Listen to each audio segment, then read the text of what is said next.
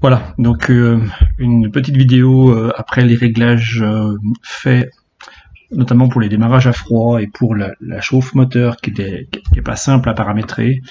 Alors dans le menu en fait du DET 3, la valeur de cranking est pas simple à trouver, hein.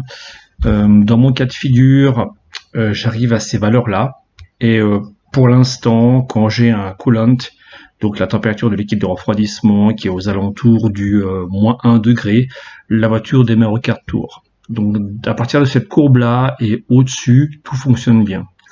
En dessous de cette courbe-là, c'est un peu capricieux, c'est un peu difficile, et pour être franc, j'ai pas vraiment encore trouvé le réglage parfait, et j'ai beaucoup de mal à savoir s'il faut que j'augmente cette valeur, ou bien s'il faut que je la diminue. Et dans quelle importance. Si c'est une grosse augmentation ou une grosse diminution. Pour l'instant, c'est encore un peu mystérieux en dessous de moins 5 degrés. Mais sinon, pour le reste, tout fonctionne bien. Pour ce qui est donc du deuxième menu, donc l'enrichissement, ce qu'on appelle l'after start, donc ce qu'ils appellent eux l'ASE.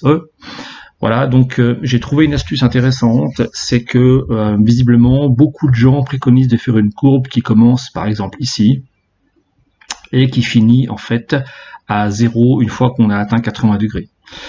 Alors ça c'est ce qui est proposé en théorie, mais dans la pratique en fait c'est pas ce qu'il y a de mieux. Je vous explique pourquoi. En fait, la phase d'ASE, dans mon cas, elle dure 800 cycles, donc 800 tours moteur. Vous pouvez paramétrer ce chiffre entre 0 et 1000 tours moteur maximum.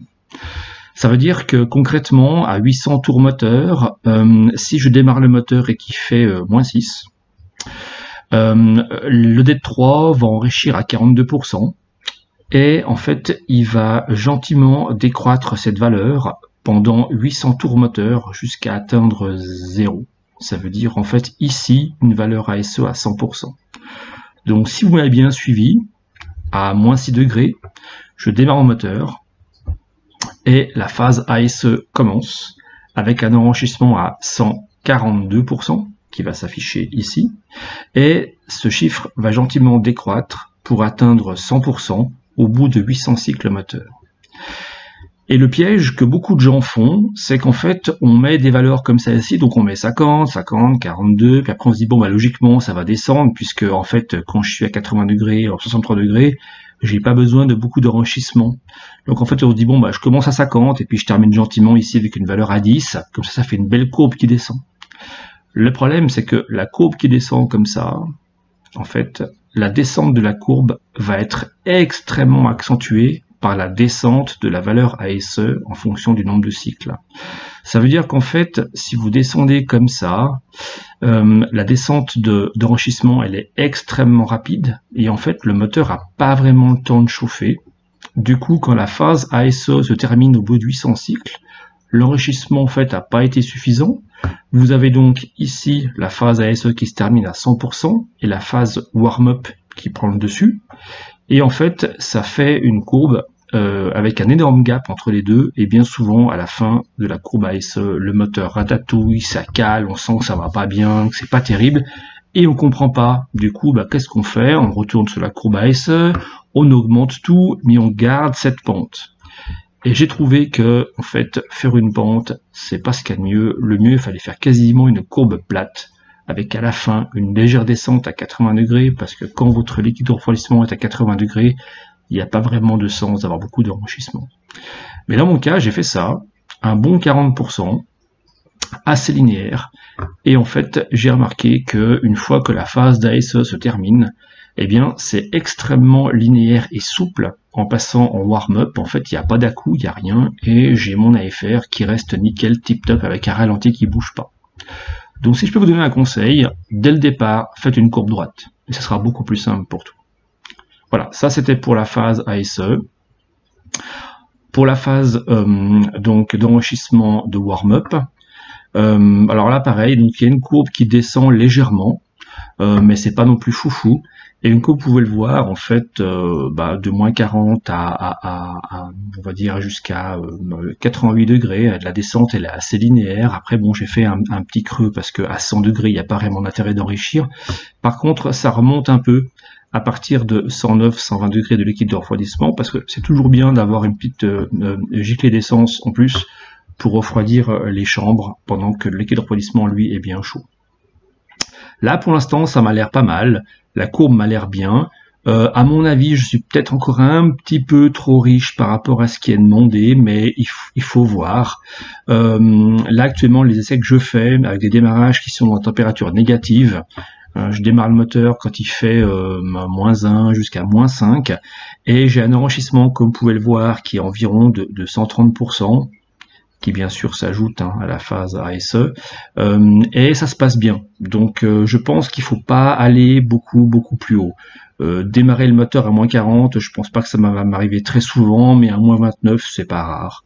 Donc il faut vraiment que je peaufine ces 3 dernières valeurs, entre -8, -19 et -29, pour avoir un démarrage qui est nickel quand il fait très froid. Ce qu'il faut bien tenir en compte, et c'est un peu perturbant au début quand on prend en main le DET 3, c'est qu'en fait il faut savoir une chose, c'est que quand vous avez donc le moteur qui démarre, vous commencez d'abord par la phase cranking, donc cette phase cranking qui fait démarrer le moteur. Ensuite, une fois que la phase cranking a été validée, donc vous avez dépassé les 350 tours moteur et votre moteur a vraiment démarré, le DET 3 passe immédiatement en fait en phase ASE, dans ce qu'ils appellent l'after start.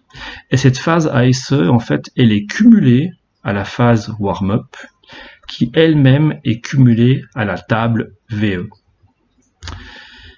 Donc c'est important de tenir ça en compte, parce que ça veut dire que si vous avez des valeurs qui sont trop importantes ici, à la fin vous avez un enrichissement ici entre l'ASE et le warm-up qui est absolument délirant, et vous êtes hyper riche, et en fait vous comprenez pas pourquoi les réglages sont mauvais. Donc moi le conseil que je vous donne, avant toute chose, c'est faites en sorte d'abord, avant de tripoter tout le reste, de vous assurer que le moteur démarre bien, avec la courbe cranking, parce que la courbe cranking, elle est utilisée uniquement par le DET 3 pour le démarrage. Pendant la phase de démarrage, quand vous tournez la clé du démarreur, le DET 3 ne tient pas en compte la table VE. Il tient en compte uniquement cette table ici, la table cranking. Une fois que le moteur il a démarré, que ce threshold ici de 350 tours minute a été dépassé, le DET 3 il oublie la table cranking et il passe directement avec le VE. Donc dès le départ, assurez-vous que votre moteur démarre bien. Une fois qu'il a démarré et qu'il a tourné une seconde et demie, alors après c'est à vous de jouer avec d'abord l'after start, voilà, et ensuite le warm-up. Voilà. Et après l'idée, ça serait que avant de commencer à tripatouiller tous les réglages du VE, assurez-vous que les régimes correspondant à votre ralenti fonctionnent bien. Une fois que vous avez un ralenti à chaud qui est nickel, qui est bien stable, eh bien, il faut recommencer la procédure tous les matins quand il fait très froid pour vous assurer que la table cranking elle est juste, que l'after start est juste, et qu'à la fin vous vous retrouvez avec un ralenti moteur chaud qui est rond, qui est correct, dans la bonne phase AFR. Moi, dans mon cas, j'ai un AFR à 14,6, 15 au ralenti, une fois que le moteur est chaud, et cette phase de ralenti, elle gravite autour de ces valeurs qui sont là, ni plus ni moins. L'index se balade entre ces deux cellules souvent, monte un petit peu par là, redescend par là, mais c'est assez rare. J'ai un ralenti qui est assez stable à environ 1100 tours minute, ce qui est la spécification d'origine du moteur, avec des cellules autour qui sont à 30, ce qui sont des valeurs en table VE normales pour un ralenti sur un véhicule comme ça. Voilà, donc si je peux vous donner un conseil, réfléchissez bien quand vous travaillez sur votre valeur de cranking et sur l'after start enrichment, c'est super important, parce que si vous enrichissez à mort, votre voiture démarre, mais ça se passe mal, et votre sonde lambda, elle risque de pas faire long feu. Si vous enrichissez pas assez, c'est chaotique, ça marche pas bien, vos EGT sont dans les choux. Enfin, au début, c'est un peu pénible, c'est un peu chiant, je vous l'accorde. Vous allez démarrer la bagnole peut-être 50 fois. Donc voilà, ça c'est un point important. Et surtout, un point qu'il faut pas négliger, c'est utiliser une batterie en bon état. Donc ne faites pas ce genre de choses si votre batterie est fatiguée, ou si elle n'est pas chargée tip-top tout le temps, parce que vous aurez un paramètre qui va vous poser problème, c'est celui-ci, là, voilà.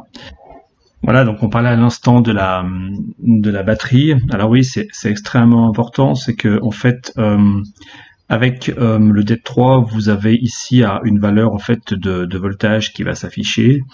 Et en fait, ce voltage, normalement, il est d'environ de 13 volts 5 à 14 volts quand votre voiture tourne correctement. Et en fait, votre temps d'ouverture des injecteurs est paramétré en fonction de cette valeur-là. C'est une constance. Ça veut dire que si vous avez un voltage qui est un peu faiblard, ou si votre batterie, vous la mettez à genoux à chaque fois que vous tournez la clé le matin, eh bien en fait, vous n'aurez pas une utilisation optimale du temps d'ouverture des injecteurs, puisqu'en fait, ils vont être sous-alimentés. Alors il y a un paramètre dans les menus plus haut, mais on y reviendra plus tard, notamment dans le menu injecteur. En fait, vous pouvez modifier en fait la valeur de compensation de la batterie. Mais on va pas en parler tout de suite. Ce qui est important pour vous, c'est que au départ, quand vous avez bien travaillé sur votre table de cranking, la table d'after start, et puis que vous ayez un ralenti bien stable, assurez-vous toujours de bien travailler avec une batterie qui soit en bon état et qui soit en pleine forme et toujours chargée.